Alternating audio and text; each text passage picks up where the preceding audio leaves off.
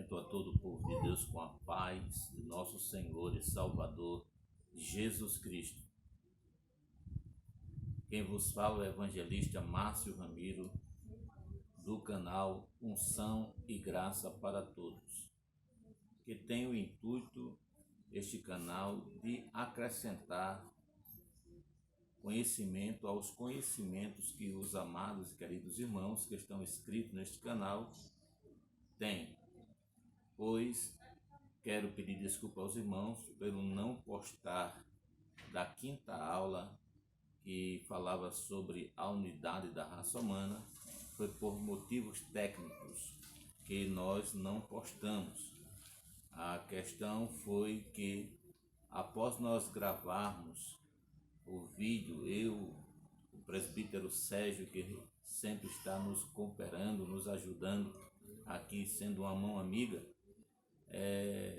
após a gravação de nós analisarmos a imagem, o áudio e transferirmos o cartão para o meu celular, para que postasse no YouTube, no canal, foi corrompido todo o arquivo que tinha.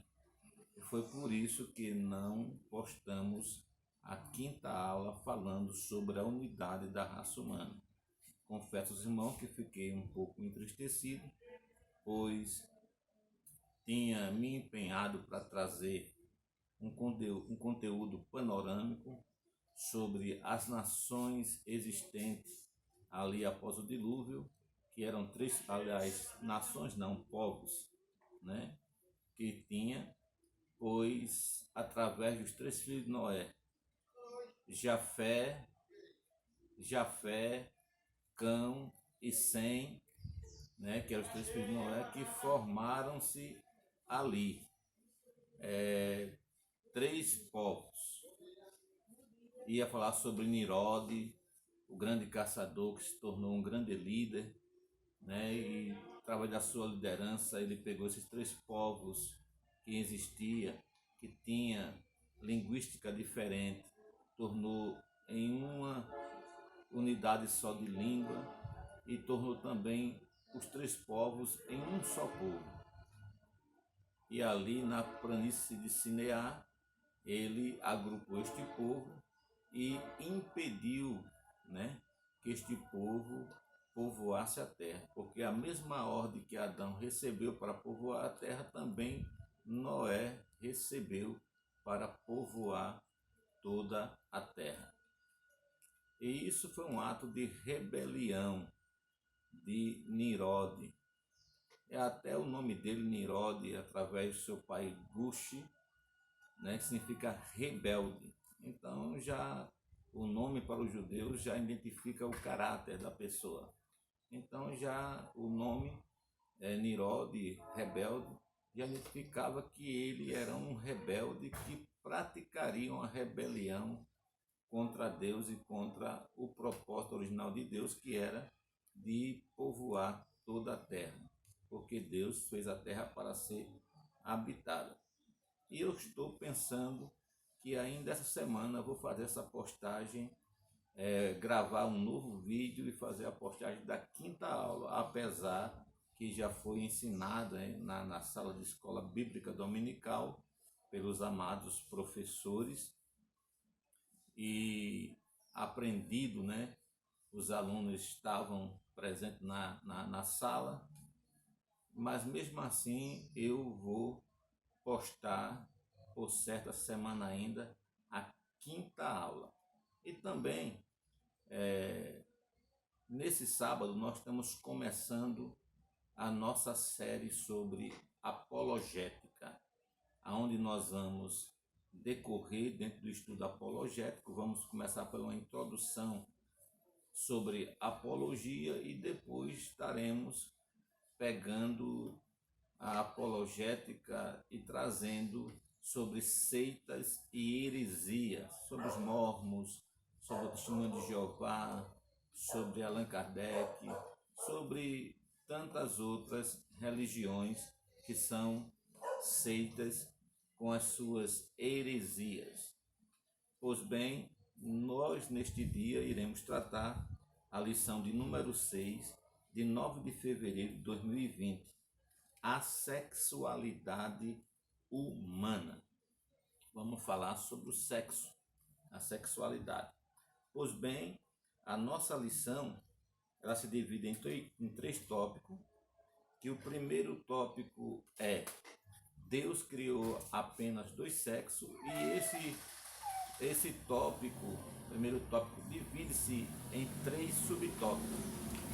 Primeiro subtópico, definição do sexo. Segundo subtópico, Deus criou o sexo. Terceiro subtópico, os dois sexos. O segundo subtópico é o objetivo da sexualidade humana, que se divide também em três subtópicos: a procriação, a união conjugal, a glória de Deus. E o terceiro subtópico desta lição vai tratar sobre distorções da sexualidade. Primeiro, a fornicação. Segundo subtópico, o adultério. Terceiro subtópico, homossexualismo. E o quarto subtópico, ideologia de gênero. Pois bem, vamos para o nosso texto áudio da lição de número 5, 9 de fevereiro de 2020, de número 6, aliás, de 9 de fevereiro de 2020, a sexualidade humana.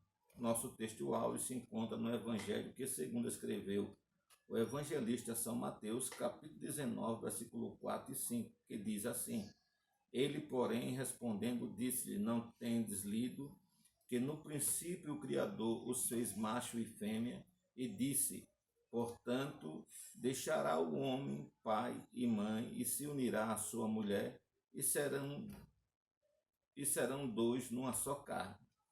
Verdade prática. A sexualidade humana tem por objetivo a união do homem e da mulher. No casamento, a reprodução da espécie e a glorificação do Deus Criador. Nós, observando aqui a verdade prática, logo entendemos o propósito desta lição sobre a sexualidade humana, que é trazer o conhecimento, trazer a revelação sobre a sexualidade humana, né? O seu objetivo, que é a união entre um homem e uma mulher, né? Que é os dois sexos que Deus criou.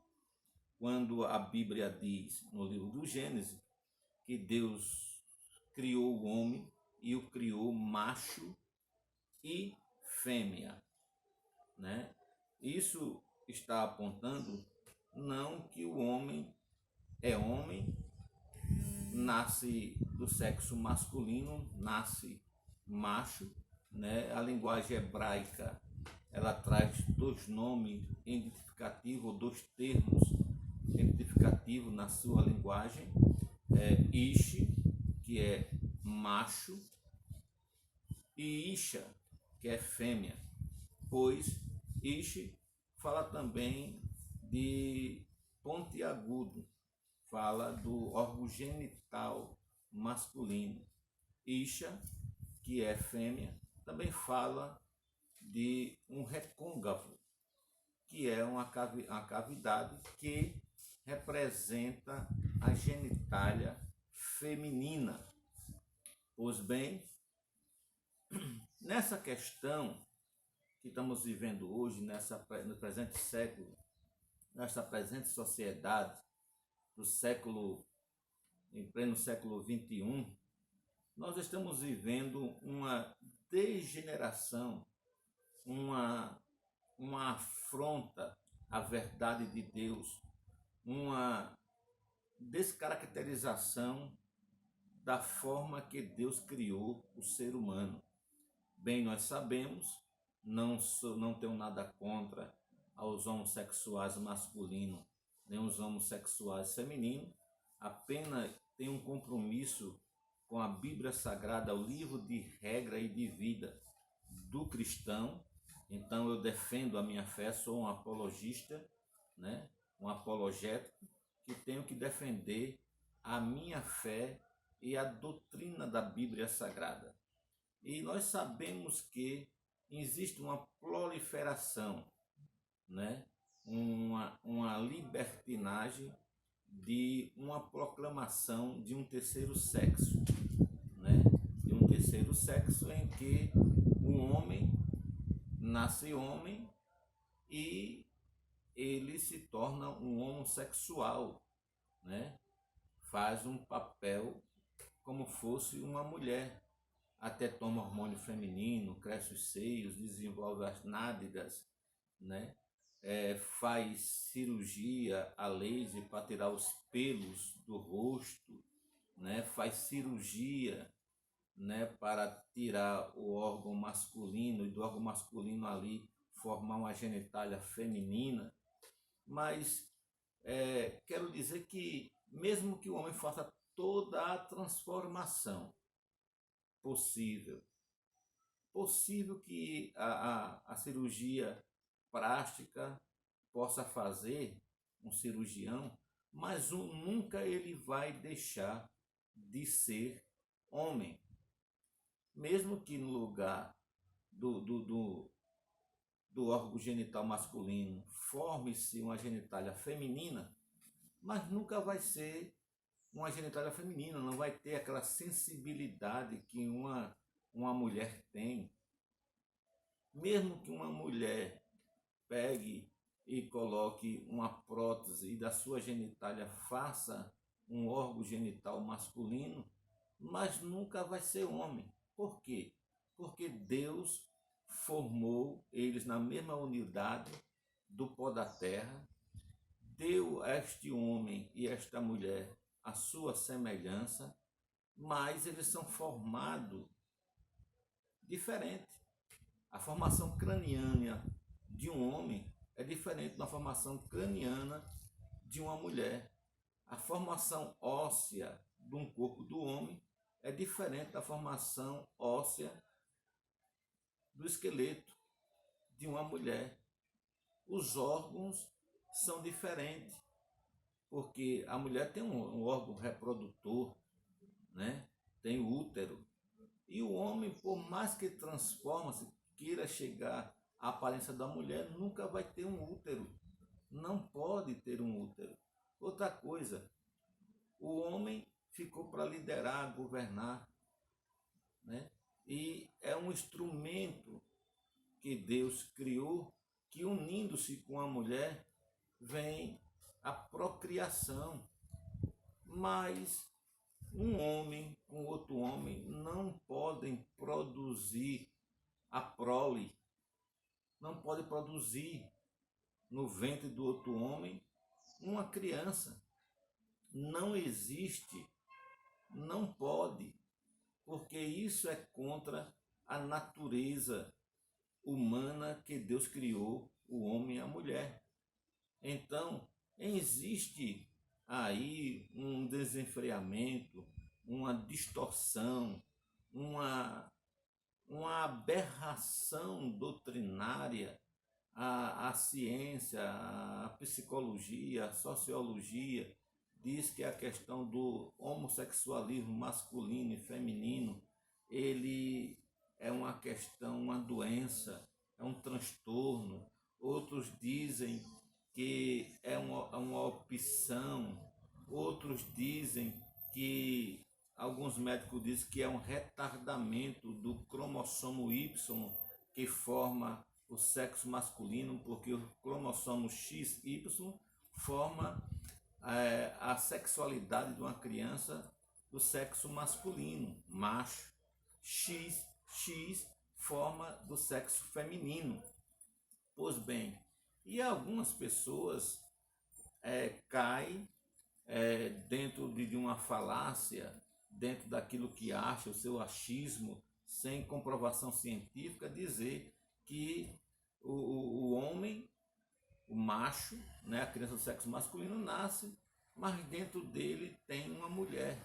E isso é porque o cromossomo Y teve uma deficiência, uma retardação, não desenvolveu o bastante para que aquele homem nascesse homem por completo, macho por completo.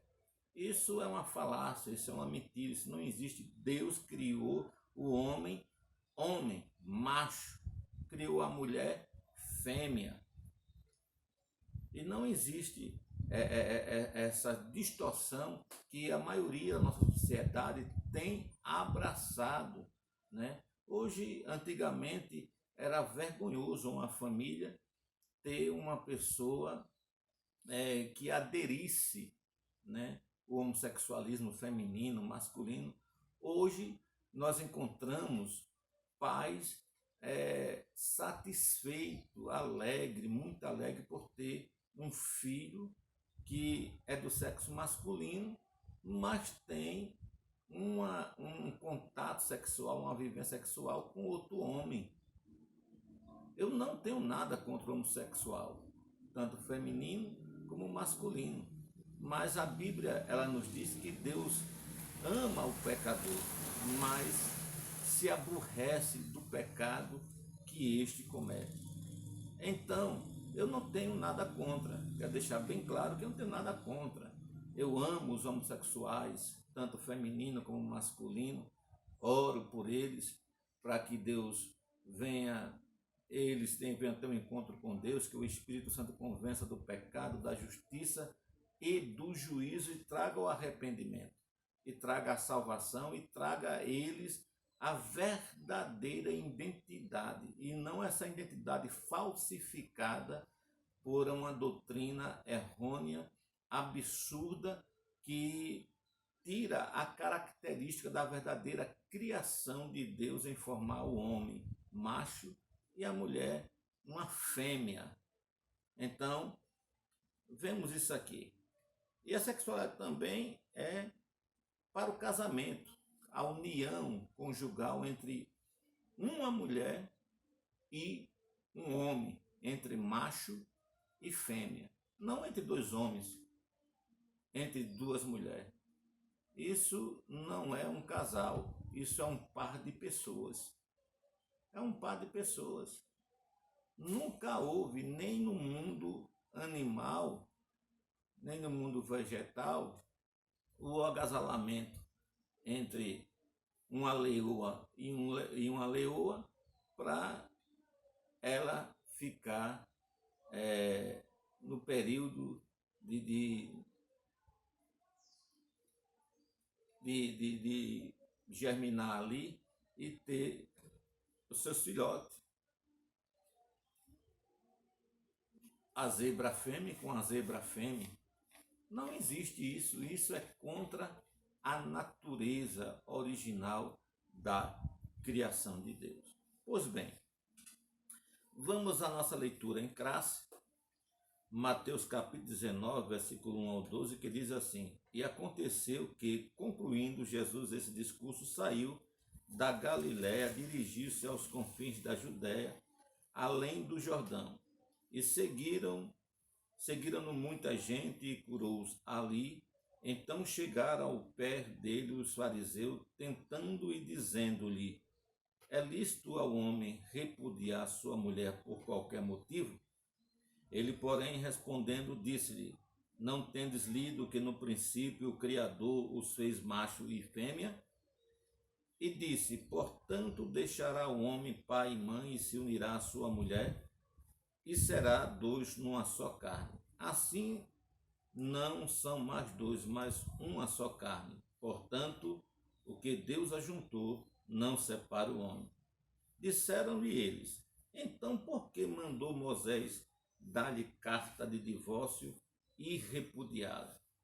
Disse-lhe Jesus: Moisés, por causa da dureza do vosso coração, vos permitiu repudiar vossa mulher, mas ao princípio não foi assim. Eu vos digo, porém, que qualquer que repudiar sua mulher, não sendo por causa de prostituição, e casar com outra, comete adultério. E o que casar com a repudiada também comete adultério. Disseram-lhe seus discípulos: Se é assim a condição do homem relativamente à mulher, não convém que o homem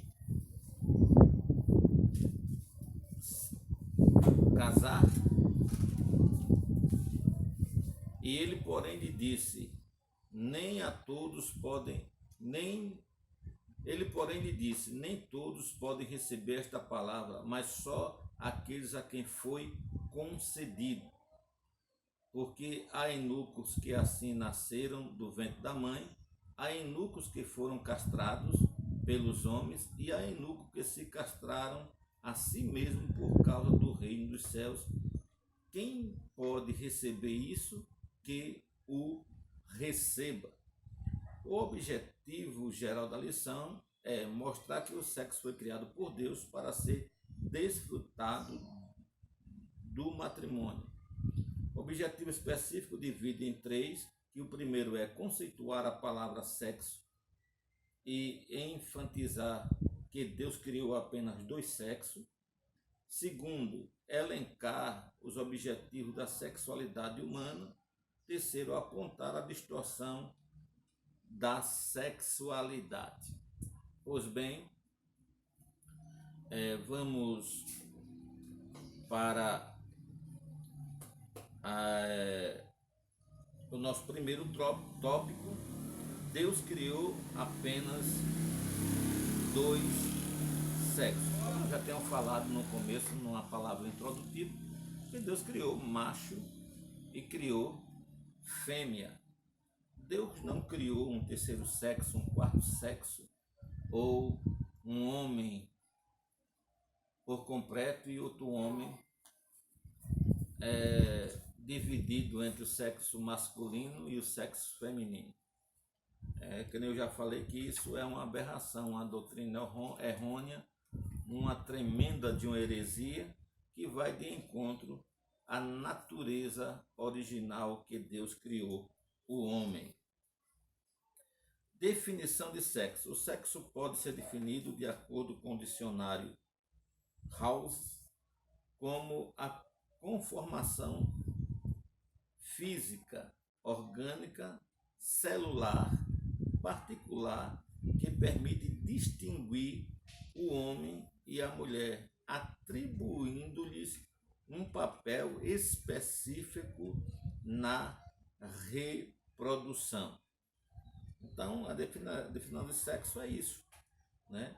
É trazer ao entendimento, trazer a revelação da conformação física, orgânica, celular, particular, que permite distinguir o homem e a mulher, atribuindo-lhes um papel específico na reprodução ou na procriação, né, do ser humano, né? Foi essa ordem que Deus deu a Adão e a Eva, que procriasse, enchesse toda a terra, né? Então, a todo homem, né, e a toda mulher, que esses dois sexos, masculino e feminino, fêmea e macho, homem e mulher, né, unindo-se um ao outro, né, dentro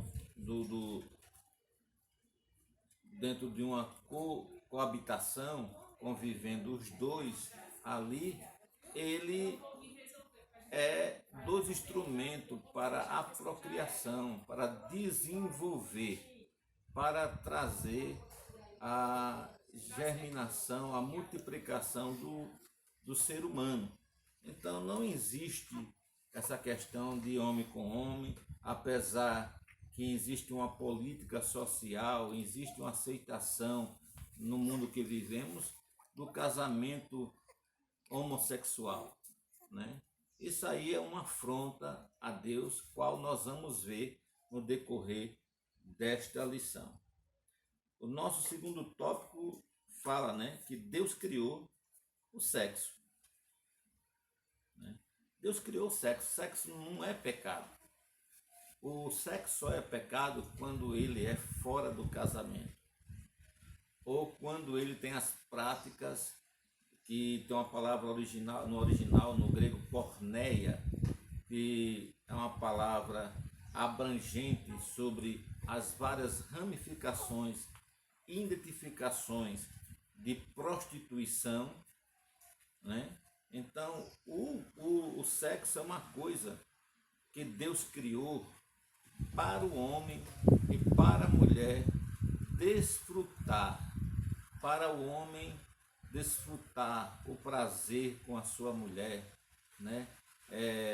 Os dois amando-se, os dois correspondendo-se naquele momento de intimidade. O sexo nunca foi pecado, não é pecado, só torna-se pecado fora do casamento, entre namorados, entre noivos, na questão da prostituição, né? A vendagem do corpo. Aí o sexo torna-se pecado porque está sendo praticado de uma maneira incorreta, inconforme o que Deus, como Deus criou a sexualidade do ser humano. Quero convidar você a abrir a sua Bíblia no livro de Eclesiastes, no capítulo de número 9. Eclesiastes, capítulo 9 e versículo de número 9. Eclesiastes, capítulo 9 e versículo 9, que diz assim: goza a vida com a mulher que amas todos os dias da vida da tua vaidade, os quais Deus te deu debaixo do sol, todos os dias da tua vida, porque esta é a tua porção nesta vida e do teu trabalho que tu fizeste debaixo do sol. Vou repetir, Eclesiastes capítulo 9, versículo 9, que diz assim: goza a vida com a mulher que amas todos os dias de vida da tua vaidade, os quais Deus te deu debaixo do sol, todos os dias da tua vaidade, porque esta é a tua porção nesta vida e do teu trabalho que tu fizeste debaixo do sol. Então, o sexo é o que aqui diz o sábio Salomão no livro de Eclesiastes, capítulo 9, versículo 9. Goza com a mulher da tua mocidade, desfruta os prazeres, desfruta os momentos, ama, se alegra com a tua mulher, porque essa é a nossa porção. Deus fez o homem para a mulher e fez a mulher para o homem. Só que o sexo que Deus criou, né, foi para o homem e para a mulher, macho e fêmea, para os dois terem uma vida sexual ativa e aí vem a reprodução humana, vem a questão da procriação. Então, o sexo não é pecado, o sexo não tem nada maligno, se ele é dentro dos conformes de um casamento. Deus criou o sexo. Os anjos, desde que foram criados, continuam com o número de seus contingentes inalterável. Eles não se reproduzem sexualmente. Foram chamados à existência de uma só vez, como está escrito lá em Salmo 33, verso 6, São Lucas, capítulo 20, verso 34, 36. No entanto, o ser humano propaga-se através da junção sexual. Gênesis capítulo 4, versículo 1. Logo, através de um só casal, Adão e Eva, vieram a existir todas as nações, línguas, povos que hoje conhecemos. Atos 17, 26. Sexo foi criado por Deus, não é invencionice humana, quando desfrutado de acordo com as ordenanças divinas, torna-se fonte de bênção ao esposo e à esposa. Então, como eu estava falando, né? O sexo foi criado por Deus. Deus não criou nada ruim. Deus não criou nada bom. Quando ele cria tudo ali, ele reformula a terra que estava destruída, deformada, que ele cria tudo ali, ele dá o aval dele, né? E o escritor do livro do Gênesis, Moisés, deixa bem claro a qualidade de excelência de tudo que Deus criou. E tudo que Deus criou foi muito bom. Então, o sexo está incluído nesta criação de Deus, que tem essa qualidade de excelência. De excelência. Não existe uma qualificação maior acima de algo excelente ou com excelência. Não existe outra classificação. Então, tudo que Deus fez foi muito bom, foi excelente. E o sexo é algo bom, é algo muito bom, quando ele é praticado dentro das normativas da ordenança divina, né, que é o sexo entre uma mulher, entre o macho e a fêmea, e dentro do matrimônio, dentro do casamento. Então, logo entendemos que este sexo ou uma relação sexual entre um homem e uma mulher, além de estar cumprindo a ordenança divina, né, de procriação, está honrando a Deus, e isso traz a bênção para este casal, a bênção do nascimento, da prole, dos seus filhos, da continuidade da árvore genealógica das suas famílias.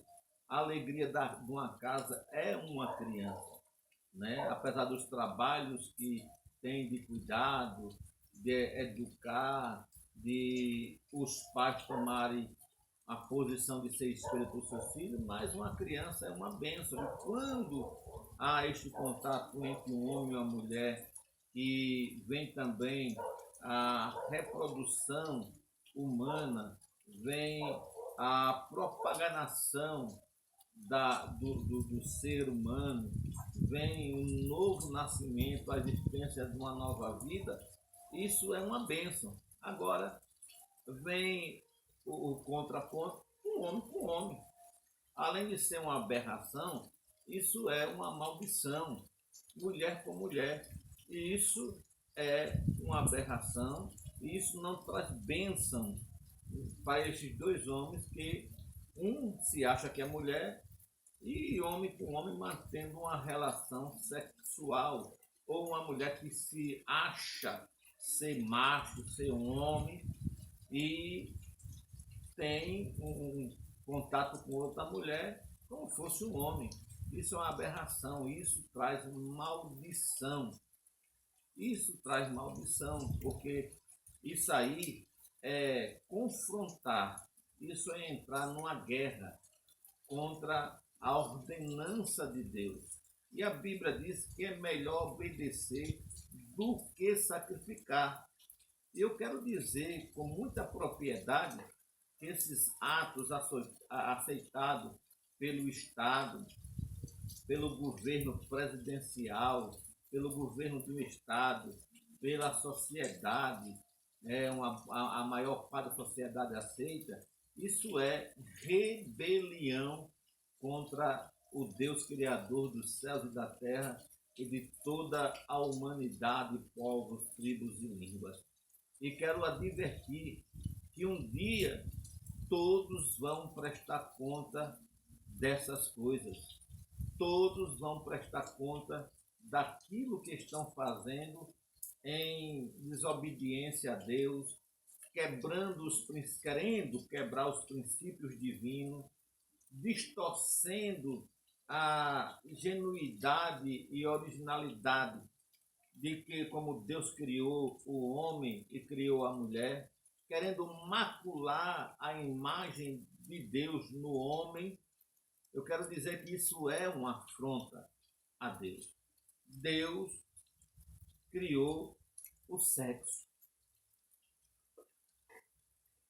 para ser mantido, para ser relacionado, para ser vivido, para ser prazeroso, para ser reprodutivo entre um homem e uma mulher, e não entre homem e mulher com mulher.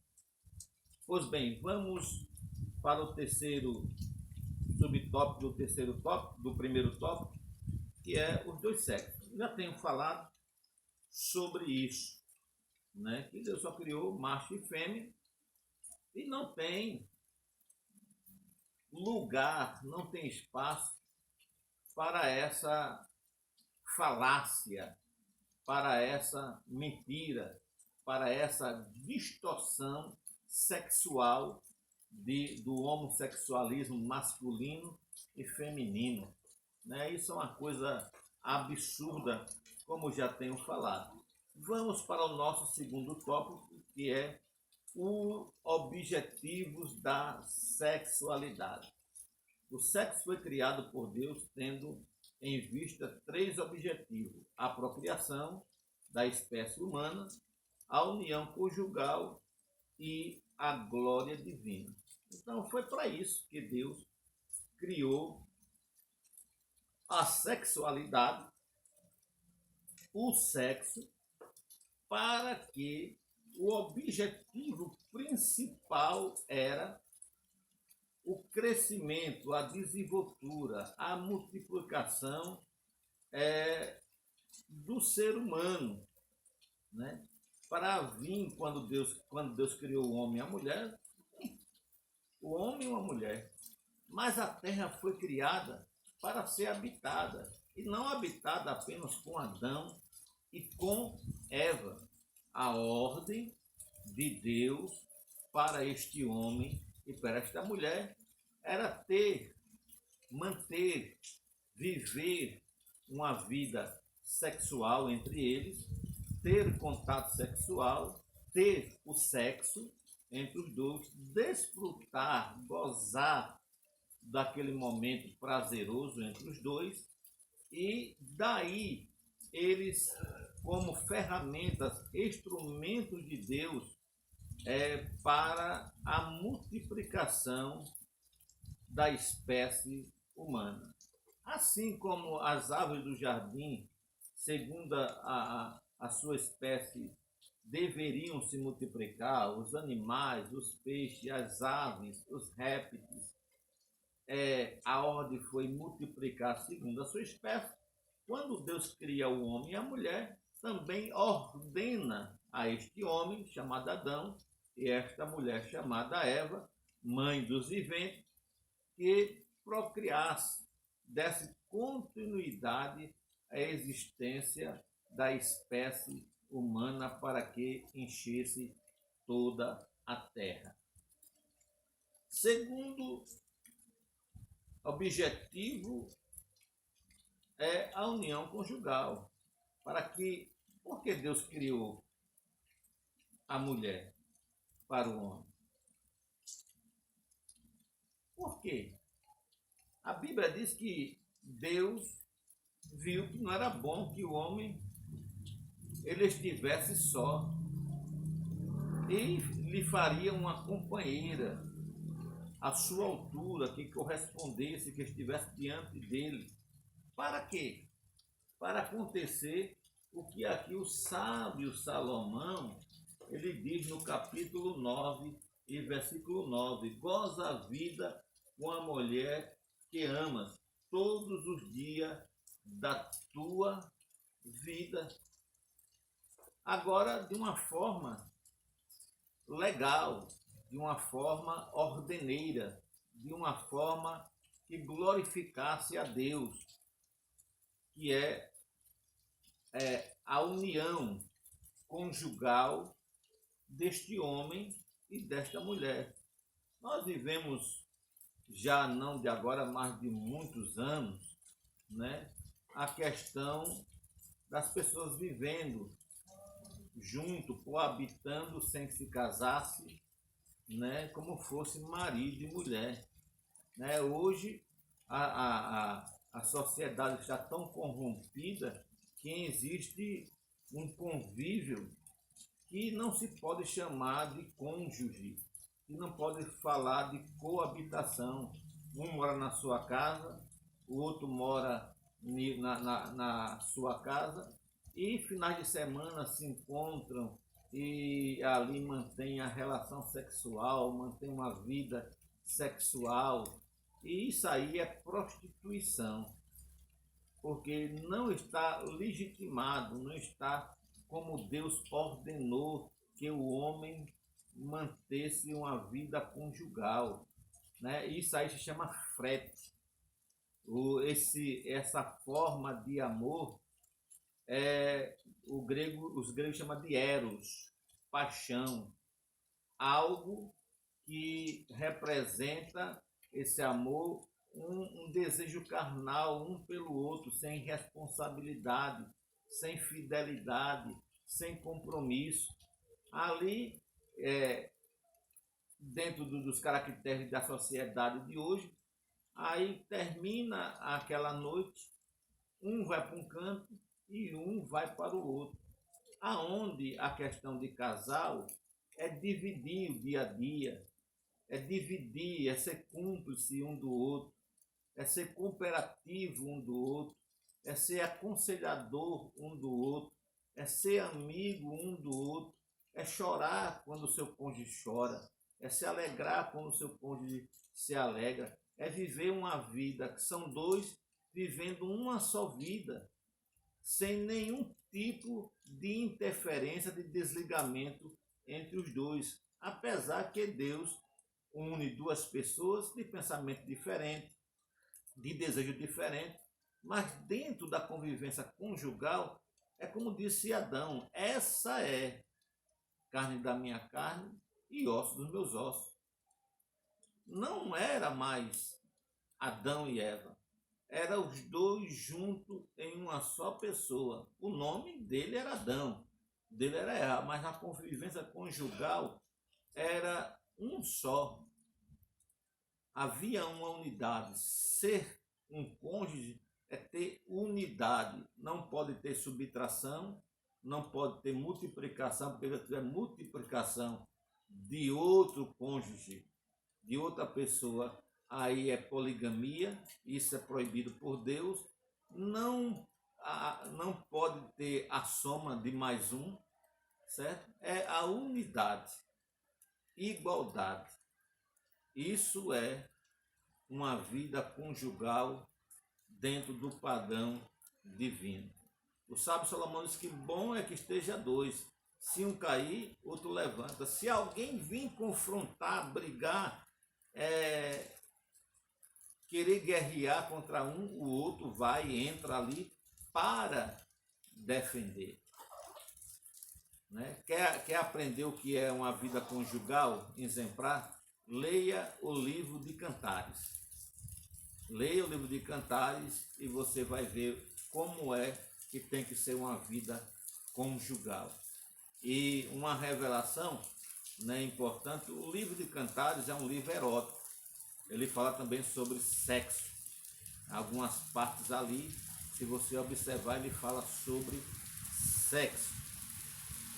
Pois bem, vamos agora para a questão da glorificação a Deus, ou a glorificação divina, que é o terceiro objetivo da sexualidade humana. Como um homem, uma mulher pode glorificar a Deus através de sua sexualidade, através do sexo?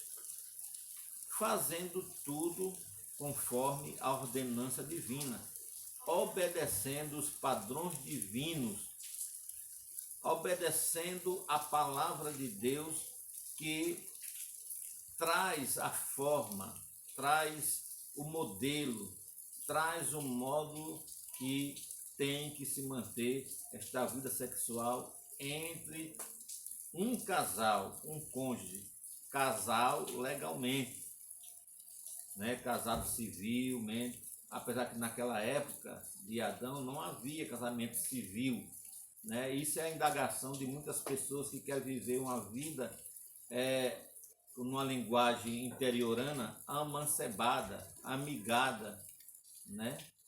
Então, glorificar a Deus com a sexualidade humana é obedecer, né? Uma mulher, quando engravida e toma um remédio para abortar uma criança, certo? Ela não está glorificando a Deus, porque isso é ela é uma homicida, chamada na Bíblia de matricida, né? Matadora de criança, matadora de uma existência da vida, se contrapõe contra a vontade de Deus de formar uma vida. Existe no nosso âmbito social, político, né, uma discussão sobre a liberação do aborto. Liberação do aborto. Um dos dez mandamentos diz: não matarás. Então, você praticar um aborto ou você votar a favor desta lei que permite a mulher abortar, certo? É quebrar esse mandamento divino que diz: não matarás. Não matarás. E a Bíblia diz que os homicidas, os matricidas, ficarão fora do reino de Deus. Por quê? Porque estão confrontando a Deus, estão desobedecendo a Deus, estão quebrando, querendo quebrar os fundamentos da ordenança divina. Até alguns sociólogos, o movimento feminista, mas no caso, se for um estupro, essa mulher vai ter que conviver com esta criança, desse estrupador. Mas espera aí, e a criança tem culpa? A criança não tem culpa, minha gente. Irmãos, a criança não tem culpa, não foi a criança que estrupou aquela mulher. Ela foi a vítima de um homem que agiu como um animal irracional, um doente, uma pessoa despreparada para conviver no meio da sociedade, né, que estrupou aquela mulher. Mas a criança que foi gerada no seu ventre não tem o merecimento de ser assassinada, de ser morta. Isso é crime. Isso é crime diante da lei dos homens e é um crime diante do Deus Criador dos céus e da terra. Você quer saber o que é o que uma criança sofre, como a criança luta para sobreviver quando existem procedimentos abortivos? Eu convido a você, eu indico a você o filme. Vá lá no YouTube e coloque lá Grito Silencioso. Assista este filme. E eu tenho que dizer uma verdade neste dia, dentro desse contexto aqui desta lição sobre glorificar a Deus, que tem muitas mães cristãs que as suas filhas mantêm uma relação sexual fora do casamento e engravidam, e como as filhas sempre é comunicativa com a mãe, diz a mãe aconselha para que o pai não saiba, para que ninguém na igreja saiba, praticar o aborto, introduzindo o Citotec ou procurando um médico abortivo que venha praticar as práticas do aborto. Minha irmã, meu irmão, você que aconselha a sua filha a fazer isso, você está cometendo um crime diante da sociedade, diante da lei dos homens e diante da lei de Deus. Se você já fez isso alguma vez, peça perdão a Deus. Clame pela misericórdia de Deus e não faça mais isso.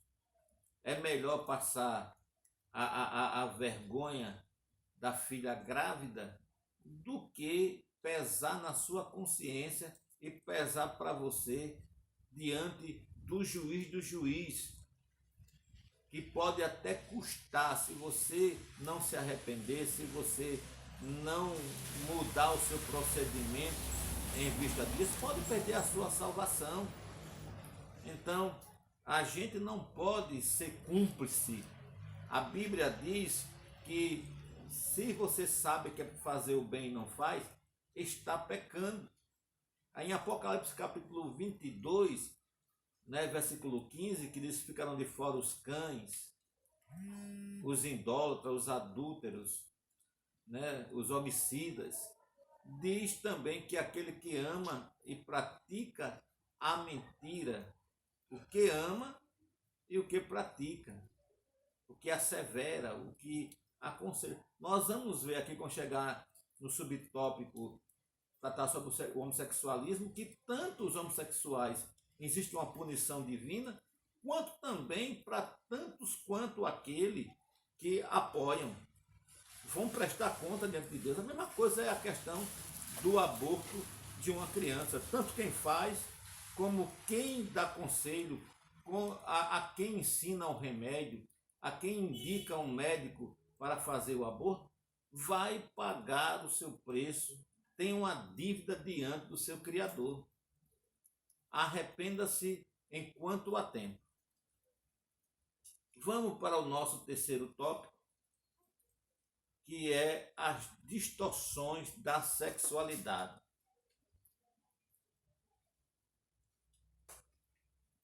O sexo, quando praticado antes ou fora do casamento, gera iniquidade, abominação, fornicação, adultério, homossexualismo e ideologia nocivas. Fornicação é o nosso assunto do primeiro subtópico. A fornicação é o relacionamento sexual antes do casamento. Está lá em 1 Timóteo, capítulo 1, versos 10. Logo quando um casal de namorado ou de noivo pratica sexo, tanto o rapaz quanto a moça pecam contra o Senhor. É o que eu já falei anteriormente, que o sexo da forma ordeneira, da forma certa, agradável a Deus, é entre os cônjuges, entre um casal, dentro do matrimônio monógamo, da monogamia. Não pode, um namorado não pode nem usar das suas mãos para fazer carícia na sua namorada, porque isso é pecado. No livro de Ezequiel tem uma parte do versículo que quando um seio de uma virgem é apalpado, é tocado, ela diante de Deus é como uma prostituta. Então, e nós sabemos que na nossa época que nós vivemos, no presente século, existe um desfriamento, né, uma falta de caráter, uma falta de procedimentos corretos sobre o namoro. Namoro não é frete, namoro não é troca de carícia, namoro não é manter uma relação sexual, namoro é uma fase de reconhecimento entre este rapaz e esta moça. Noivado também não é troca de carícia, não é troca de manuseios, não é isso, não é manter uma vida sexual. Noivado é uma afirmação contratual de um compromisso entre aquele rapaz, aquela moça, com a família de ambos, para um futuro casamento. Hoje é normal. Hoje é normal em muitos lares. Uma filha chega com um namorado, na casa dos pais, entra no quarto, deita, mantém a relação sexual, né? Sai de toalha, vai tomar banho os dois juntos. E o pai e a mãe acham aquilo interessante. E se for falar, diz assim, é melhor do que estar por aí nos motéis, estar por aí arriscando a vida dentro de um carro. Não, irmãos. Pelo amor de Deus, que desenfreamento de caráter está a sociedade. Por isso é que Paulo, escrevendo a sua carta aos Romanos, no capítulo 12, versículo 2, nos aconselhou a igreja de Romano e deixou como aconselhamento para nós: não se conformeis com este mundo, mas renove a vossa mente pelo com entendimento, para experimentar qual é a boa, perfeita, agradável vontade de Deus. E a palavra ali, conformar-se, ali vem do grego sushematazo, quer dizer, tomar a forma, imitar. E sabia, infelizmente tenho que dizer, que tem muita lares cristãos que os pais permitem que o namorado da sua filha, o noivo da sua filha, durma dentro da sua casa, no mesmo quarto, ou mesmo que durma na sala. Existe um perigo da tentação da filha ou do filho abrir a porta e ir para onde está o namorado ou namorada na sala, ou no outro quarto, deixar a porta aberta e manter uma relação sexual imprópria, em desobediência. Isso é prostituição, isso se chama fornicação. E a Bíblia diz que os fornicários ficarão fora do reino de Deus. Vá para Gálatas, capítulo de número 6, que você vai ver as obras da carne. Está lá, fornicário. Lá, vamos para a Bíblia, aqui em Efésios capítulo 5 e versículo 5, que nós vamos ver o que a Bíblia Sagrada ela nos diz. Efésios capítulo 5 e versículo de número 5, diz assim: porque bem sabeis isto, que nenhum fornicador, ou impuro, ou avarento, o qual é idólatra, tem herança no reino de Cristo e de Deus. Então, tais pessoas que praticam a fornicação não têm parte no reino de Cristo e nem no reino de Deus.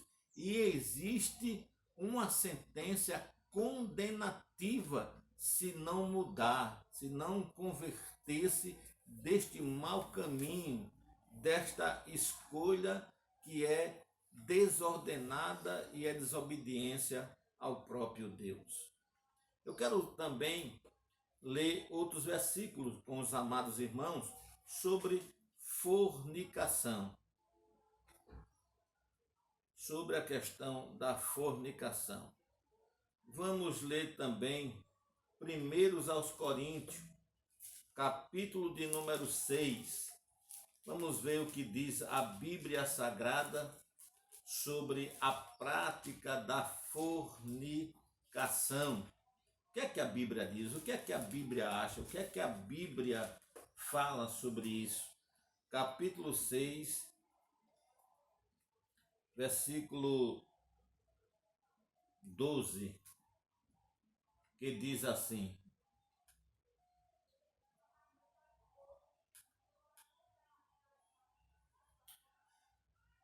todas as coisas me são lícitas, mas nem todas as coisas convêm. Todas as coisas me são lícitas, mas eu não me deixarei dominar por nenhuma delas. Amados, está aí. E se nós formos aqui para o versículo de número 10, diz assim: não errei, nem os devassos, nem os idólatras, nem os adúlteros, nem os afeminados, nem os sodomitas, nem os ladrões, nem os avarentos, nem os bêbados, nem o maldizente, nem os roubadores herdarão o reino de Deus. Está incluso aí também devasso, devassidão, prostituição, orgia, fornicação. Não herdarão o reino de Deus. Não herdarão o reino de Deus. Vamos também para Hebreus capítulo número 12. É a carta do apóstolo Paulo aos Hebreus, apesar que não existe um autor definido, mas pelo nível de escrito nós podemos afirmar, carta do apóstolo Paulo aos Hebreus, capítulo de número 12, verso de número 16, a parte A, que diz: e ninguém seja fornicador ou profano. Ninguém. Isso é o aconselhamento, é a ordenança da palavra de Deus. Quer ter uma vida de bênção? Quer ter um casamento abençoado? Quer ter uma vida conjugal com bênção, com vitória, com prosperidade, com paz, com duração? Faça, siga, obedeça o livro da regra de fé e de vida de um verdadeiro cristão. Ninguém seja um fornicador. Amém? O segundo subtópico do terceiro tópico fala sobre o adultério. O que é o adultério? O adultério, né, nessa questão, é a quebra do vínculo conjugal, é a infidelidade conjugal, é a traição, é o antônimo da fidelidade. Então, adultério quer dizer trair, ser infiel, quebrar a aliança que um dia o homem fez com a mulher e a mulher fez com aquele homem, que decidiram, fizeram juramento dentro dos padrões de convivência, né? Então, a união conjugal ela tem que ser monógama. Tem que praticar a monogamia e não a poligamia. A poligamia é traição, é quebra do vínculo matrimonial, é a quebra da aliança diante de Deus, diante dos homens, e com aquela mulher ou com aquele homem que você fez o seu pacto, né, de convivência e de vivência, o juramento que você fez um ao outro. Amados, e um dos mandamentos é: não adulterarás. O ato de adultério no Velho Testamento era digno de morte, era apedrejado e morto quem praticasse o adultério.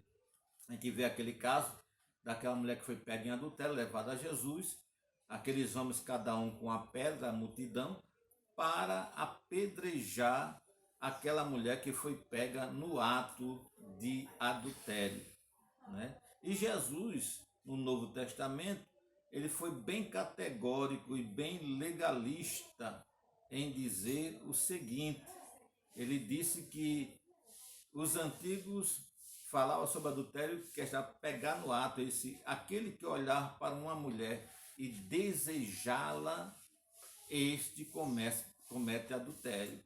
E a gente vê, irmão, tantas pessoas na igreja, né, até às vezes homem casado, às vezes jovem, olhar às vezes para a mulher de alguém ou para uma jovem dentro da igreja, com aquele olhar cobiçoso, aquele olhar desejoso, aquele olhar prostituto e adúltero, né? Desejando a mulher do próximo, desejando a filha alheia. E Jesus disse que aquele que olhar para uma mulher desejando, este comete adultério. Tenha cuidado com os olhos. Os olhos são a janela da alma. E é por aí que se visualiza o pecado. E nós, principalmente nós homens, porque os homens, eles são aguçados seu instinto sexual através daquilo que ele vê. Diferente da mulher. A mulher é ativada o seu instinto sexual através dos toques, das carícias. Apesar que uma mulher, por exemplo, pode olhar para um homem e desejar e pensar pensamentos impuros, claro que sim, mas ao homem é florado o instinto sexual dele através do olhar. Então, ambas as partes, o homem e a mulher, têm que ter cuidado, porque Jesus ele foi bem categórico em dizer que se olhando para uma mulher e desejá-la, comete adultério. Da mesma forma para você, minha irmã, que se olhar para um homem e ter pensamento impuro,